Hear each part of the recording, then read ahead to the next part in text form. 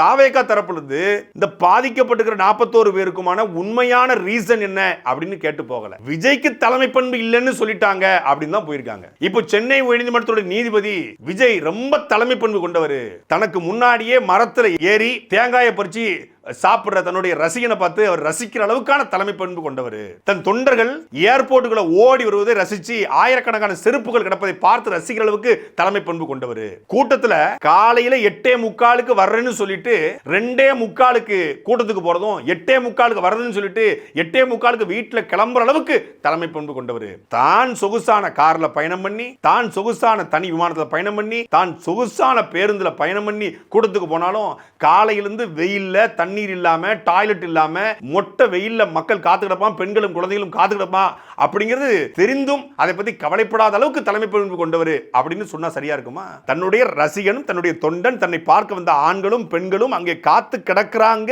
என்று தெரிஞ்சும் ஒருத்தர் 8:45 வீட்டில் கிளம்பி போறாருன்னா அவருக்கு தலைமை பண்பு இருக்கா இல்லையா? அப்ப சென்னை உயர்நீதிமன்ற நீதிபதி செந்தில்குமார் கேட்ட கேள்வி சரியா தவறா? அதான் இருக்க கேள்வி.